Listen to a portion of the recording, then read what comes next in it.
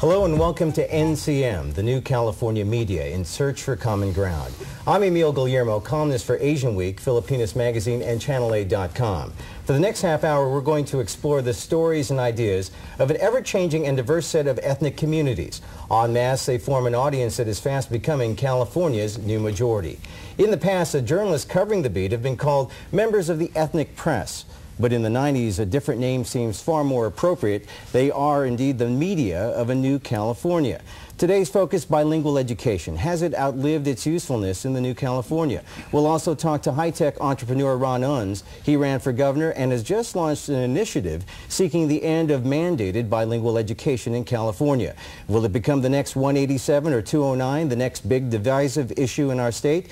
Joining me here at the table are members of the New California Media Network that we've established. Gregory Rodriguez is a writer with several Los Angeles community papers, Hispanic community papers, La Opinion, the East Side Sun in Los Angeles. Gregory, welcome. Nice to be here. Also joining us is with the Triad Journal, Henry Liem with the Vietnamese community. Thank you very much for joining us. We're also joined by Kevin Weston, a writer with the New Bay View in San Francisco.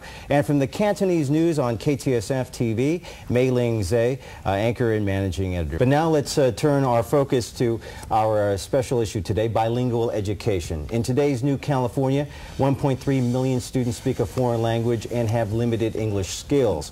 While there are some 87 primary foreign languages represented by school-age children, it's reported that Spanish tops the list, spoken by more than 1 million children. But recently, there have been signs that bilingual education is not the answer, no longer the answer in public schools. In Southern California, for example, students have actually boycotted and demanded to be put into English-speaking classes. Just weeks ago, Orange County became the largest school district in the state to win permission to drop traditional bilingual education. The 29,000 student district is now moving kids into full English immersion classes. Where does bilingual education belong in the New California? Let's turn to our panel, since the Southland is the hot button. Gregory Rodriguez, reporting from the South. How do people, what's the coverage like there, and how is the community responding to this change, especially in Orange County? You know, I think it's one of those issues that's very hard to gauge. I mean, one of the difficulties I think that Ron Unz, the author of this initiative, is having is trying to gauge, in fact, what these parents of those children in bilingual education are indeed thinking.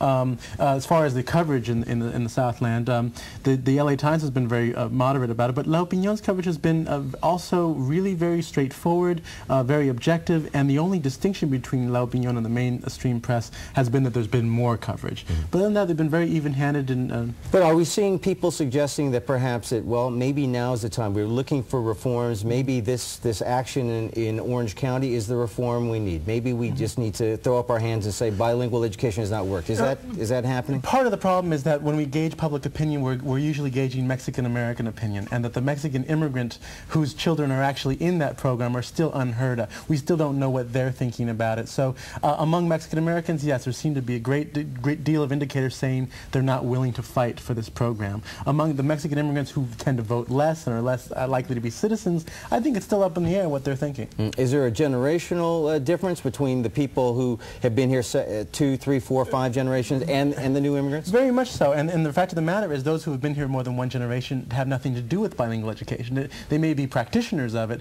but they're not affected by it directly, having their children in it. So, and for them it's more of a cultural symbolic issue of maintaining culture. And for immigrant parents it's about what's best for their children. So who wins out? We'll see. You don't know, Gregory? Not yet. I think as the immigrant portion of the Latino vote increases from 20% in '94 to 30% in 1996, as immigrants become a greater part of the Latino electorate, I think things are going to change greatly. Yeah. All right. Let's turn to the Vietnamese community, because I know that in some areas in the Southland as well as here in the North, Vietnamese, the population is a very large one. And how important, Henry Liem, is bilingual education in the Vietnamese Well, community? the issue is always been classified and talked as a Latino versus non-Latinos issue rather than Asians versus non-Asian or Latinos. And Asian school children, especially Vietnamese newly arrivals, especially, I think they do need bilingual education. One problem with the Vietnamese community is that we come in wave. The first wave is 1975. The second is around the boat people around 1980s. And then now the recent humanitarian programs that bringing older children and small and second or third generation coming over. And they do need some transitional programs to help them into the mainstream of education. But I don't see much of a reaction or talk about bilingual education at all. So if it went away, they wouldn't mind? People wouldn't mind if it went away? Well, if it goes away, then people will talk up. It appears to be it's going okay for them. So they like bilingual education, and there's no complaint. indication I can positively point one way or another. All right, but if it appears to be working. If it went away, and kids were suddenly having to go through English immersion, could they survive? I guess that's really the basic issue. It's hard to tell, but I have children myself, and my children are doing well. So I don't know what kind of immersion program we're talking about, what kind of administrative mechanism or procedures that we are talking about.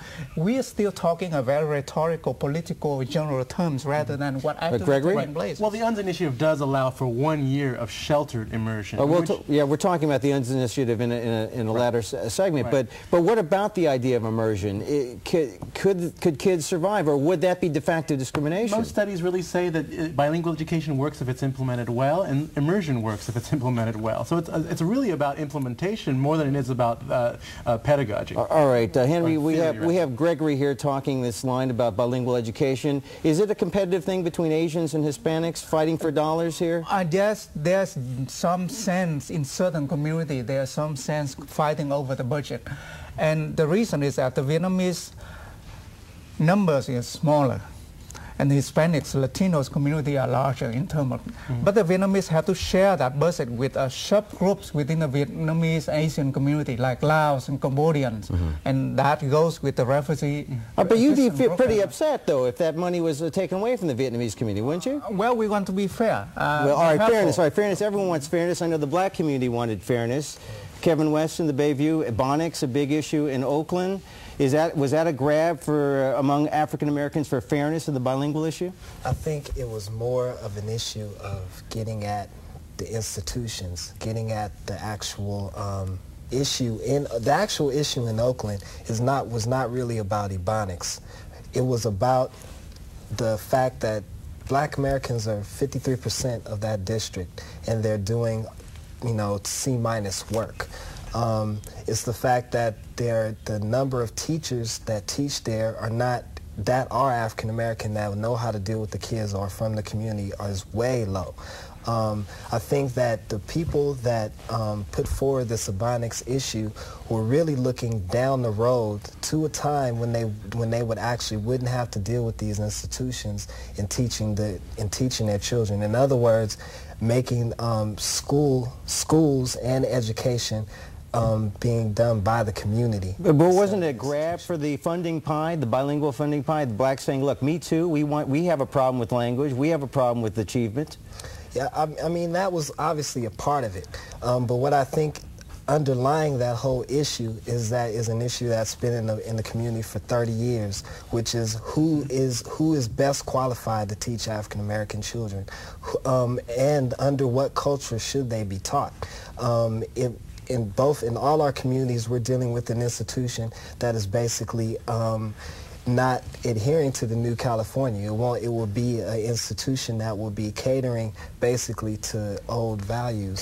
So that doesn't really work in our community. Is there a real resentment within the African American community toward, let's say, Latino or Asian communities regarding bilingual education taking up maybe some budget that should be allocated for minorities who have been here, Native Americans, that should be having priorities? Yeah. I think the resentment more is why are our children failing and everyone else isn't really happening like that. I mean, you said your son is doing well. I think that our children come into those institutions dealing with negative stereotypes that the society at large has put on us. So I think it's a little bit more weight that we come in with. All right, let me turn to Mei Ling Sze, Cantonese News.